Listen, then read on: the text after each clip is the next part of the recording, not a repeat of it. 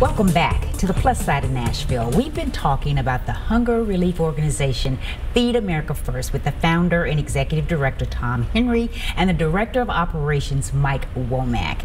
And before we went to the break, we were talking a little bit about sorting of foods and that sort of thing. I'm curious to know, the types of foods do you sort? Are they only non-perishables?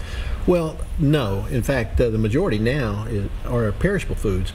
Several years ago, back in 2006, I think, I made the decision that we needed to, at that time we were only doing non-perishable foods, and too much of it was chips and drinks. Yes. and things of little substance. So I decided if we're going to offer nutritious food, in the last 20 years, the food production industry has moved so much toward frozen and perishable foods and fresh foods, and I felt like if we're going to have more opportunity, we need to learn how to handle those. The large national charities that we deal with typically don't handle perishable foods, so we decided that we would learn how. Now, the challenge, one of the reasons those others didn't do that, is because it involves expensive equipment, refrigerated tractor trailers, and refrigerated space to store them in.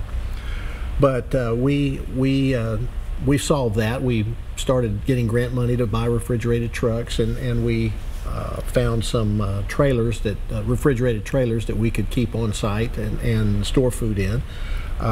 So it allowed us, it opened doors for us, so we could start looking for perishable foods. And consequently, in the last 10 years, almost all of our growth has been in perishable foods, to the point now where about 60% of what we distribute is fresh or frozen foods. That is wonderful. Well, it's a chance to give away such nutritional balance. Now, we don't always know what we're going to have. People don't order what they want from us, they get what we have. And we get a lot of variety. The only food we buy is rice, and we do that so that I'll have a staple, that I know whatever distribution of food we have, that we've got a staple like rice in the middle of it that'll help put a meal together.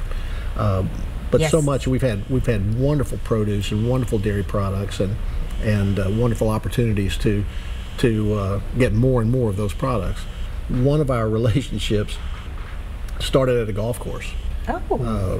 When a yogurt manufacturing plant was built in Murfreesboro, I spent over a year trying to find out who to talk to about what they do with the product that they can't sell.